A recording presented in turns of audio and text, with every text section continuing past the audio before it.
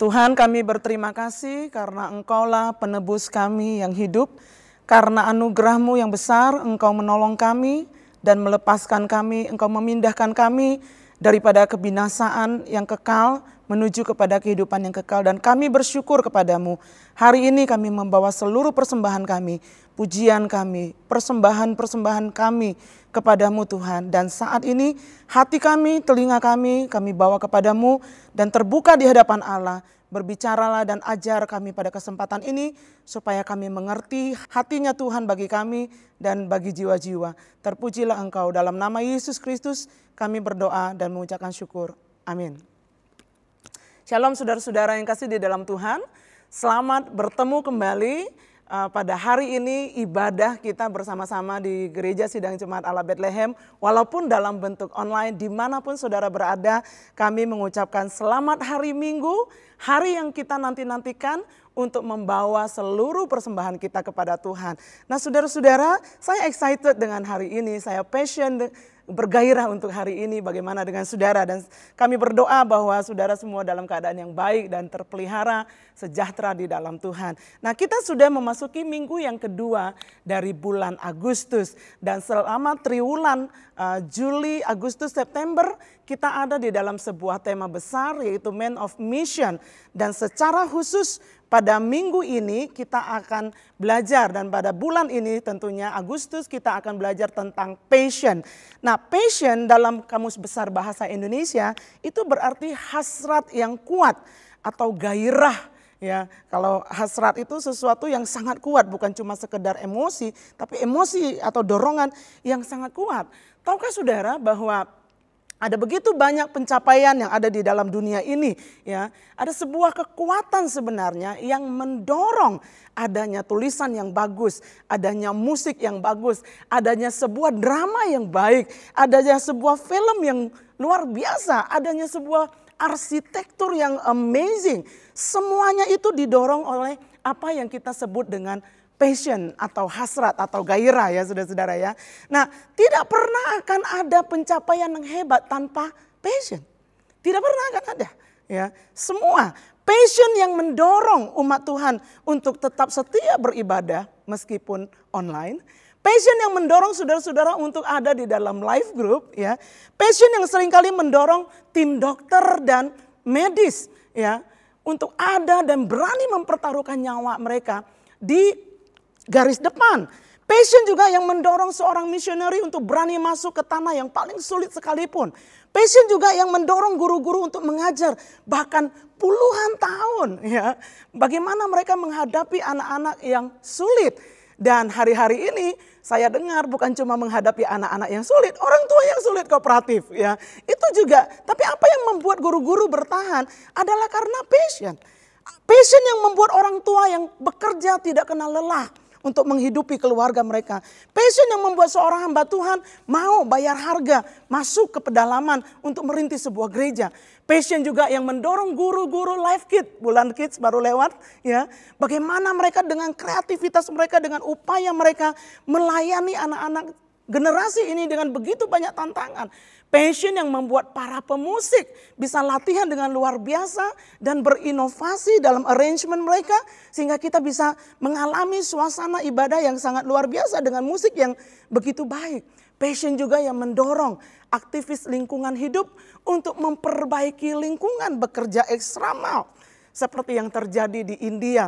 Baru-baru ini ada seorang aktivis yang menanam 1.360 hektar.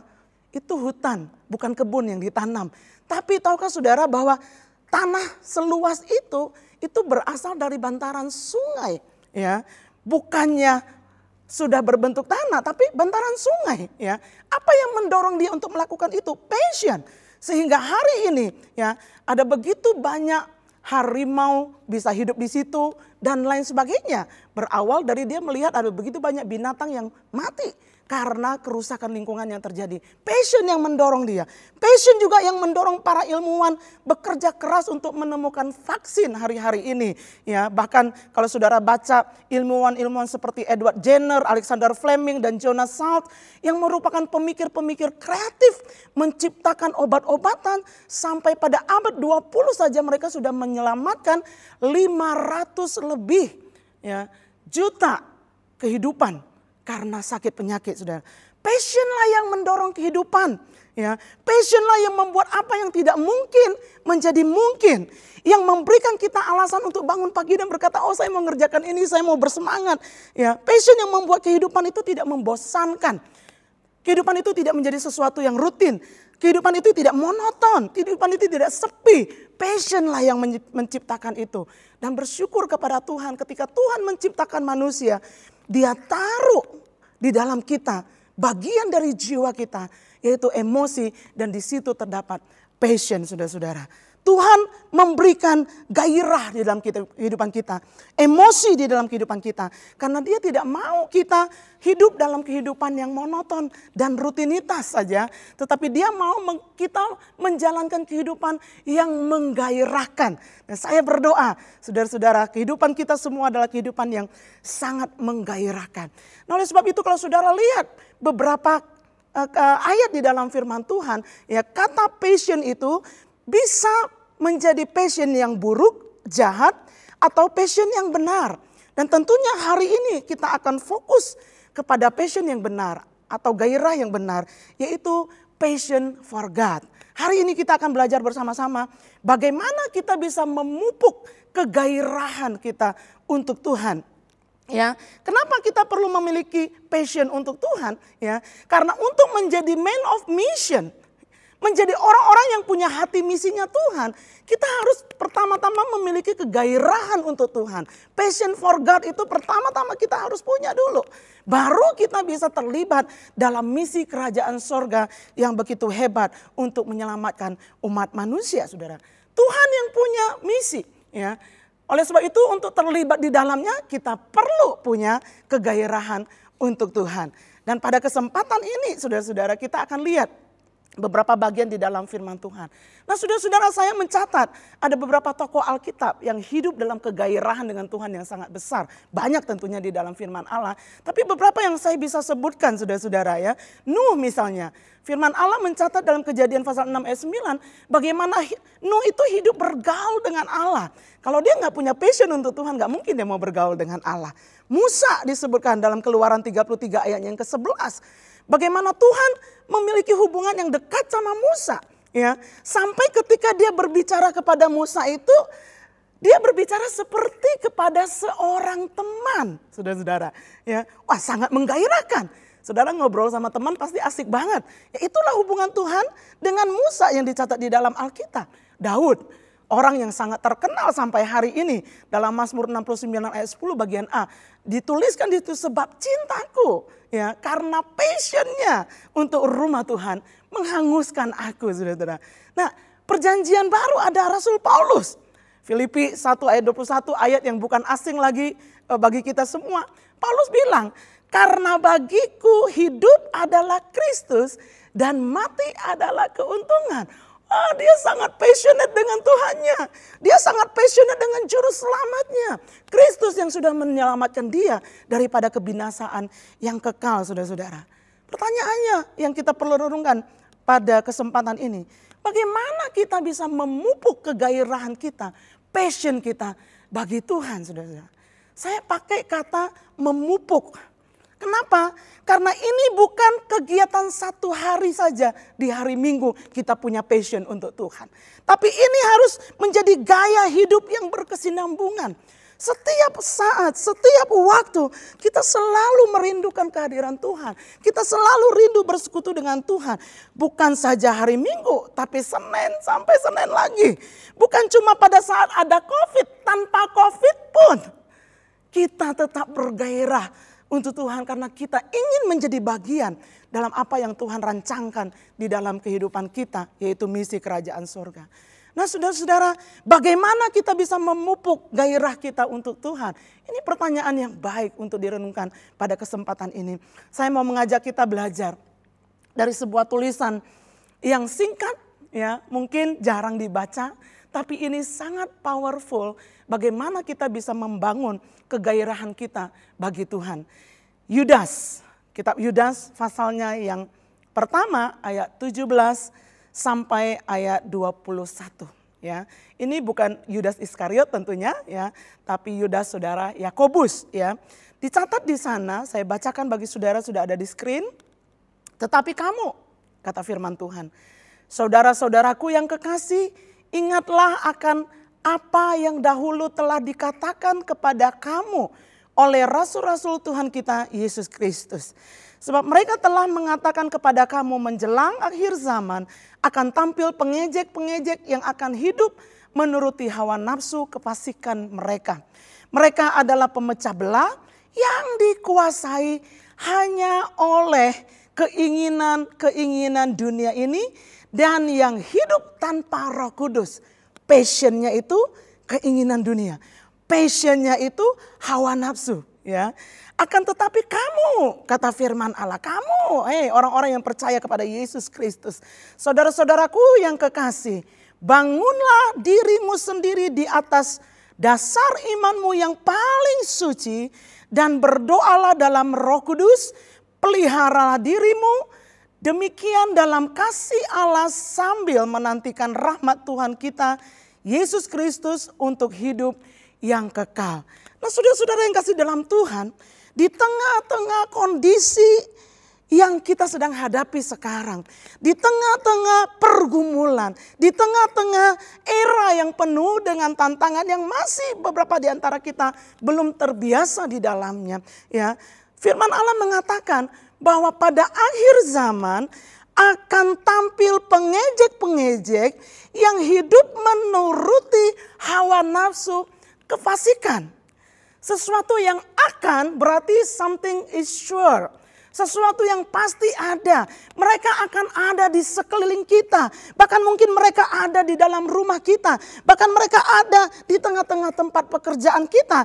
Akan muncul orang-orang yang hidup dalam kefasikan dan menuruti hawa nafsu. Passion mereka untuk nafsu mereka. Passion mereka untuk kefasikan dan kejahatan yang ada di sekeliling, saudara-saudara. Bukankah ini sebuah kenyataan yang kita hadapi? Ya. Bahkan di dalam surat kepada Timotius, dalam 2 Timotius pasalnya yang ketiga, saudara-saudara, dijelaskan di sana bagaimana kondisi akhir zaman dari manusia-manusia. Ya. Firman Allah menyebutkan bahwa manusia akan mencintai dirinya sendiri.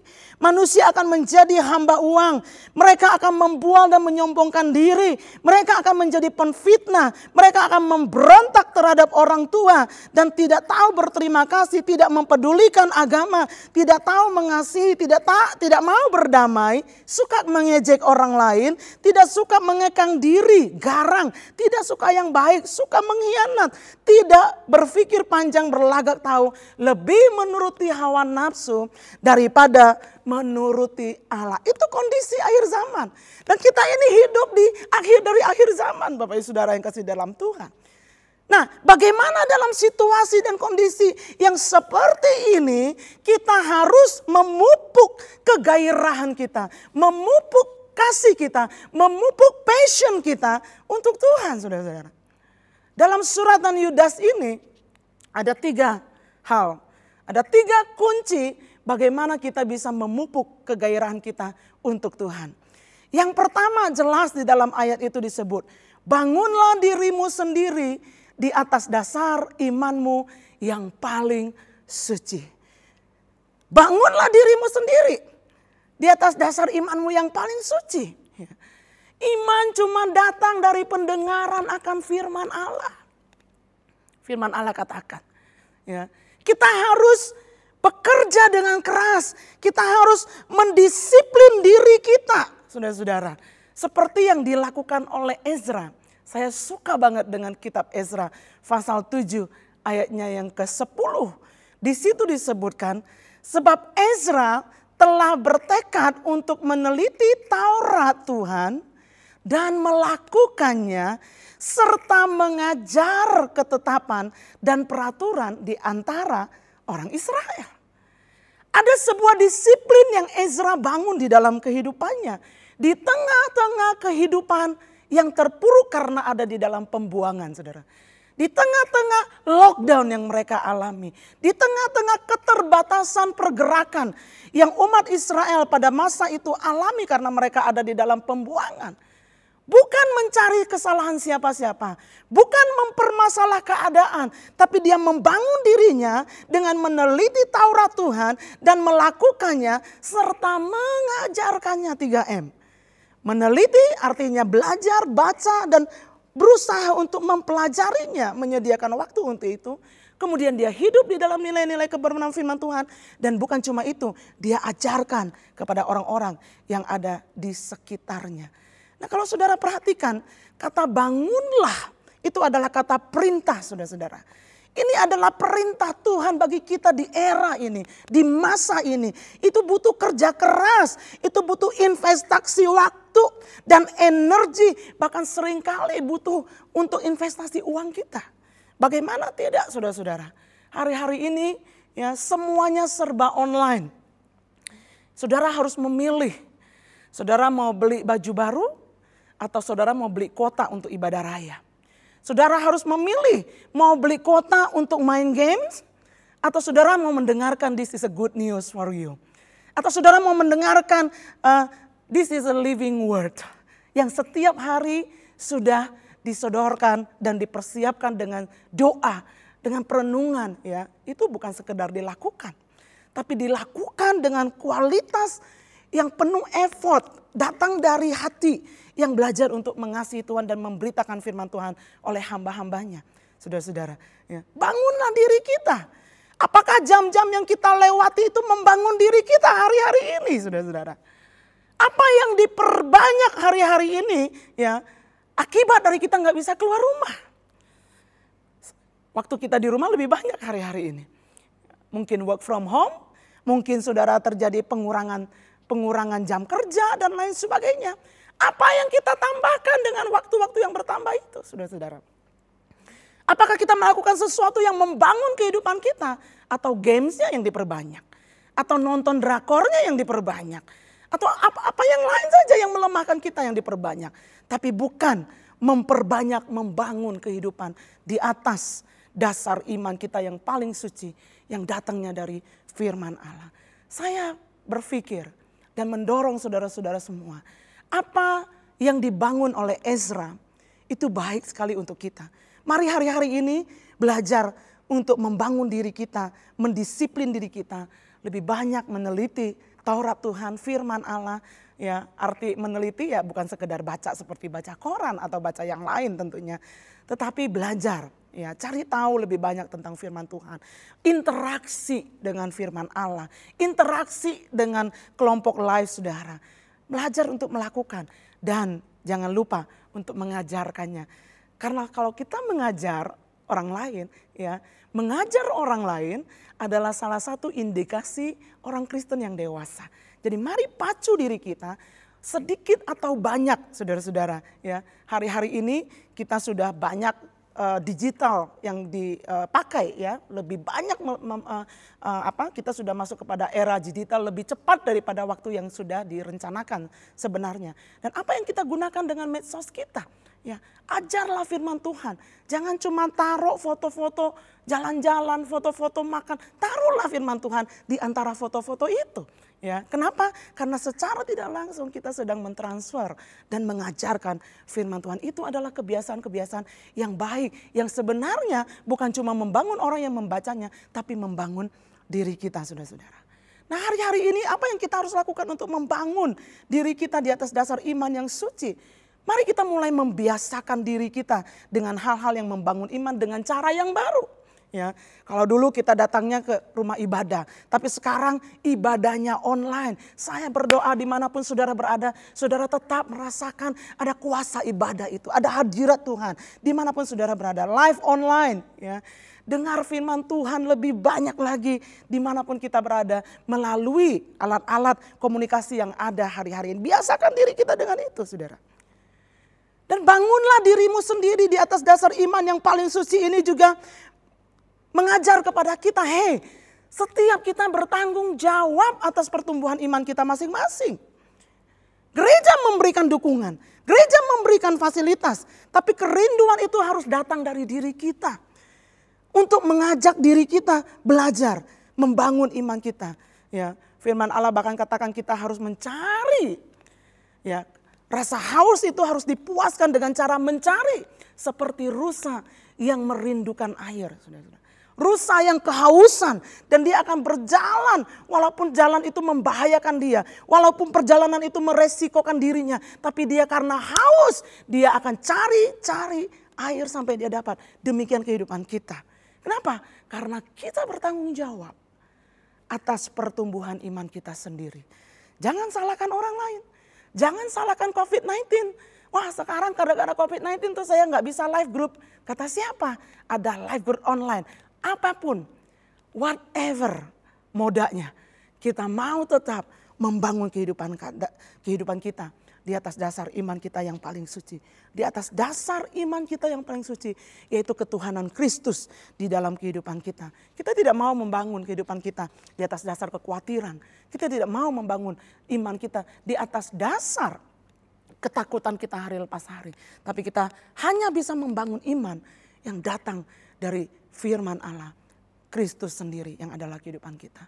Nah hal kedua Bapak Ibu Saudara, selain membangun diri kita di atas dasar iman yang paling suci sebagai kunci untuk memupuk kegairahan untuk Tuhan. Hal yang kedua dalam firman Allah tadi dalam surat Yudas menyebutkan, berdoalah dalam roh. Saudara-saudara, ketika kita percaya kepada Tuhan Yesus Kristus, ketika kita menyerahkan diri mengaku Kristus adalah Tuhan dalam kehidupan kita, Roh Kudus diberikan untuk kita, saudara-saudara.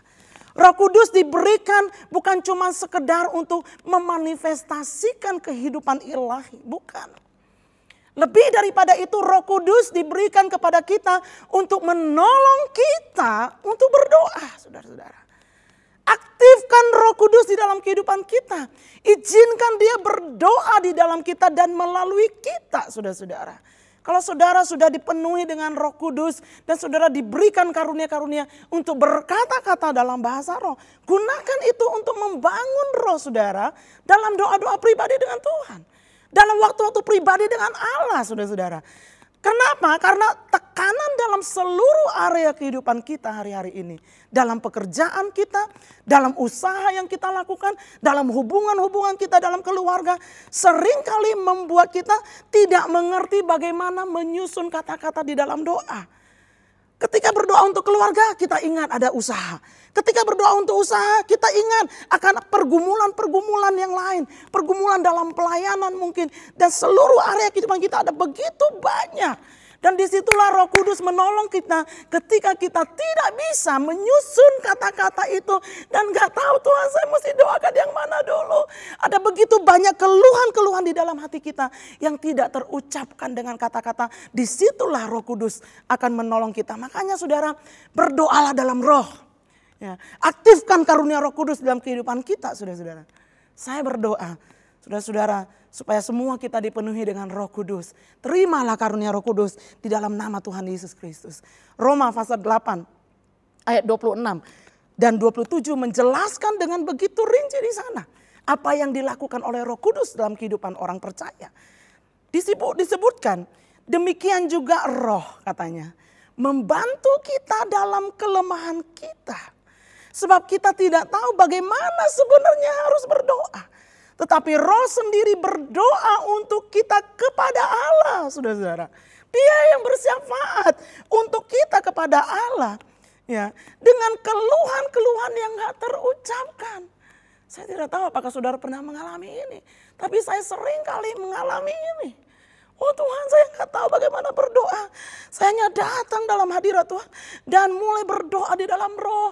Dan roh mulai taruh kerinduan-kerinduan Allah yang besar di dalam kehidupan, saudara-saudara. Ayat 27 dari kitab Roma pasal 8 mengatakan, dan Allah yang menyelidiki hati nurani saudara dan saya, mengetahui maksud roh itu, yaitu bahwa ia sesuai dengan kehendak Allah berdoa untuk orang-orang kudus. Jadi saudara-saudara, jangan khawatir ya, kita tidak bisa menyusun kata-kata di dalam doa. Ya, jangan dibatasi oleh bahasa saya kurang baik.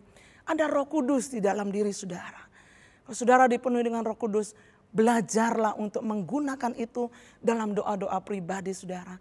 Karena begitu saudara mulai berdoa di dalam roh, sesungguhnya roh Allah berdoa. Karena dia menyelidiki hati kita dan dia tahu apa yang menjadi keluhan kita. Dia yang menyampaikan itu kepada Allah. Bukankah itu sesuatu yang sangat indah? Selesai doa, hati kita merasa lebih lepas dan lebih lega. Kenapa? Karena Roh Kudus membantu kita menyampaikan itu kepada Allah. Roh Kudus yang menolong kita untuk berdoa. Oleh sebab itu, jangan antepin Roh Kudus, ya. Jangan abaikan Roh Kudus dalam kehidupan kita. Setiap orang yang percaya kepada Yesus Kristus, dia telah diberikan Roh Kudus. Ya, dan pada kesempatan-kesempatan yang lalu sudah diajarkan di dalam live group bagaimana kita mengalami kepenuhan Roh Kudus. Itu lebih dahsyat lagi saudara-saudara. Ya, tapi kalaupun saudara belum bisa berbahasa roh, jangan khawatir soal itu. Ya, tetap mengajak Roh Kudus, tetaplah berdoa di dalam roh dengan hati yang sungguh kepada Tuhan. Ya, dan Roh Kudus akan bekerja di dalam kehidupan saudara dan saya. Roh Kuduslah yang juga akan menolong kita untuk berpindah dari self-centered kepada Christ-centered. Bukan cuma melulu datang kepada Tuhan dengan A to Z. Ya, permohonan-permohonan dan keinginan-keinginan kita. Tapi Roh Kudus akan menolong kita untuk bersekutu dengan Allah. Sehingga doa-doa kita bukan cuma sekedar doa permintaan kepada Tuhan. Tapi doa kita menjadi sebuah persekutuan yang indah. Dan roh kita dikuatkan. Ketika roh kita dikuatkan, jiwa kita kuat. Dan tubuh akan mengikutinya. Nah puji Tuhan saudara-saudara yang kasih dalam Tuhan. Kita bersyukur kepada Tuhan. Memiliki kegairahan untuk Tuhan itu adalah kunci awal kita menjadi man of mission untuk ada di dalam dunia ini. Nah, hal yang ketiga saudara-saudara, peliharalah diri dalam kasih Tuhan. Kita harus memilih dan memutuskan untuk tinggal di dalam kasih Tuhan terlepas dari semua situasi dan kondisi yang kita hadapi. Ibrani pasal 12 ayatnya yang ke-15 ini ayat yang sangat luar biasa. Dikatakan di sana, jagalah supaya jangan ada seorang pun menjauhkan diri dari kasih karunia Allah. Agar jangan tumbuh akar yang pahit yang menimbulkan kerusuhan dan yang mencemarkan banyak orang saudara-saudara. Dalam situasi apapun yang saudara hadapi, ya hari-hari ini mungkin saudara mengalami PHK dari kantor. Mungkin saudara sudah di stop bantuannya dari orang-orang tertentu. Mungkin saudara harus berusaha lebih keras lagi. Mungkin saudara ditipu orang. Mungkin saudara mengalami pengurangan gaji cuman sekian persen yang dibawa pulang ke rumah. Mungkin saudara mengalami omset penjualan yang menurun. Mungkin saudara mengalami kejahatan hati orang lain. Apapun itu, ya. Putuskan pada hari ini, aku mau tetap tinggal di dalam kasih karunia Tuhan. Aku tidak mau menjauhkan diri daripada kasih. Aku mau tetap mengasihi. Aku mau tetap mengasihi Tuhan. Aku mau tetap mengasihi orang-orang yang menyakiti hati saya. Kenapa saudara-saudara? Kalau kita tidak mengambil keputusan seperti itu, maka sakit hati, kepahitan mulai mengintai. Dan ketika itu kita izinkan masuk di dalam kehidupan kita, itu akan menghambat kita untuk memiliki passion atau kegairahan bagi Tuhan. Tidak heran ada orang-orang yang sampai pada akhirnya menyalahkan Tuhan. Kenapa? Karena dia membiarkan akar pahit itu masuk di dalam hatinya. Nah, saya berdoa Bapak Ibu Saudara yang kasih dalam Tuhan, tidak ada satupun di antara kita akan membiarkan akar pahit itu masuk di dalam kehidupan kita. Tapi kita tetap percaya apapun kondisi yang keadaan yang kita hadapi hari-hari ini tidak pernah mengurangi kasih Tuhan di dalam kehidupan kita. Tidak pernah merubah apa yang Yesus sudah lakukan di atas kayu salib. Dia tetap mengasihi kita. Dan hanya masalah waktu kita akan melihat bagaimana kemurahan, kebaikan Tuhan akan mengikuti kita seumur kehidupan kita, saudara-saudara yang kasih Tuhan. 3 cara memupuk kegairahan kita untuk Tuhan atau passion kita untuk Tuhan. Yang pertama, bangunlah diri kita sendiri di atas iman yang paling suci. Yang kedua, berdoalah di dalam roh, saudara. Berdoalah dengan Roh Kudus yang ada di dalam diri kita. Izinkan dia berdoa bagi kita. Yang ketiga, tinggallah di dalam kasih karunia Tuhan. Dan kita akan melihat bagaimana hari lepas hari passion kita, kegairahan kita untuk Tuhan akan semakin besar. Dan ketika tiba waktunya, kita akan lihat bagaimana hidup kita akan terlibat di dalam pekerjaan-pekerjaan misi Tuhan yang jauh lebih besar yang kita sendiri tidak pernah bayangkan. Dimanapun saudara berada pada hari ini, saya ingin mengajak saudara-saudara untuk bangkit berdiri dengan mata yang tertutup dan hati yang tertuju kepada Tuhan. Saudara-saudara, saya ingin mengundang saudara-saudara yang ingin mengambil komitmen untuk ketiga hal ini. Bangun hidup saudara di atas iman yang suci, mulai berdoa di dalam roh, dan tinggal di dalam kasih karunia Tuhan. Kalau saudara berkata, terima kasih Tuhan, saya tidak mau kehilangan kegairahan untuk Tuhan. Dan ini rupanya kuncinya, saya mau melakukannya. Dan hari ini saya akan memulai kehidupan yang baru di dalam Tuhan. Dimanapun saudara berada, mari bangkit berdiri. Dan kita akan berdoa bersama-sama di dalam nama Tuhan Yesus. Bapa, kami bersyukur kepadamu. Terima kasih buat firman Tuhan hari ini yang mengajarkan kami bagaimana kami bisa memupuk kegairahan untuk Tuhan. Bagaimana kami bisa punya passion setiap hari. Kehausan yang besar untuk Tuhan. Kami mau Tuhan supaya kehidupan kami setiap hari dibangun di atas dasar iman kami yang paling suci. Yaitu ketuhanan Kristus dalam kehidupan kami. Kami mau Tuhan membangun disiplin-disiplin rohani. Berdoa bukan cuma sekedar dengan permintaan kami, petisi kami. Tapi berdoa di dalam roh sesuai dengan karunia Tuhan yang Kau sudah berikan di dalam kehidupan kami. Kami juga mau memilih pada hari ini untuk mengampuni siapapun yang bersalah kepada kami, yang melukakan kami. Mungkin itu kantor, mungkin itu perusahaan kami, mungkin itu orang-orang atasan-atasan kami, mungkin orang-orang yang menipu kami. Tuhan, kami memilih pada hari ini, kami tetap tinggal di dalam kasih karunia Tuhan. Dan hamba berdoa, di mana saja umat-Mu berada, yang ada di kota Bogor, di luar kota, sampai di luar negeri sekalipun, sejauh suara firman ini terdengar, di dalam nama Tuhan Yesus, diberkatilah anak-anak-Mu. Diberkatilah setiap orang yang mengambil komitmen pada hari ini untuk menghidupi kebenaran firman Tuhan. Dan kami akan mengalami kegairahan yang semakin besar setiap hari di dalam Engkau. Terpujilah Engkau kekal selama-lamanya. Di dalam nama Tuhan Yesus Kristus. Mungkin sebelum kita akhiri ibadah, ada di antara saudara yang berkata, oh, saya baru pertama kali mengenal tentang karunia Roh Kudus. Saya ingin memiliki Roh Kudus dalam kehidupan saya. Dan seumur hidup saudara-saudara belum pernah menerima Yesus menjadi Tuhan dan Juru Selamat dalam kehidupan saudara-saudara. Karena hanya orang-orang yang menerima Yesus menjadi Tuhan dan Juru Selamat dalam kehidupannya yang akan memiliki Roh Kudus di dalam kehidupannya. Dimanapun saudara berada, kalau ini adalah pertama kali saudara menerima Yesus, saya mau berdoa bersama-sama dengan saudara. Dan saudara ikutin saya berdoa, dan percayalah selesai berdoa Roh Kudus ada di dalam kehidupan saudara karena saudara menerima Yesus di dalam kehidupan saudara. Dimanapun saudara berada, mari ikutin saya berdoa. Tuhan Yesus, terima kasih karena pengorbanan-Mu di atas kayu salib. Saya mengakui bahwa saya tidak mampu menyelamatkan diri saya sendiri. Saya tidak mungkin terampuni dosanya, tapi saya bersyukur karena ada Yesus yang mati di atas kayu salib, mengampuni dan menebus dosa saya. Hari ini saya membuka hati dan pikiran saya, menerima Engkau menjadi Tuhan dan Juru Selamat dalam kehidupan saya. Masuklah dalam kehidupan saya. Sejak hari ini dan seterusnya, Engkaulah Tuhan dan Juru Selamat saya. Terima kasih dalam nama Tuhan Yesus. Terima kasih Tuhan. Kami mengucap syukur kepadamu. Mari sidang jemaat yang dikasihi oleh Tuhan. Angkat hatimu kepadanya, angkat tanganmu kepadanya, dan arahkan hatimu kepada dia dan terimalah berkat Tuhan.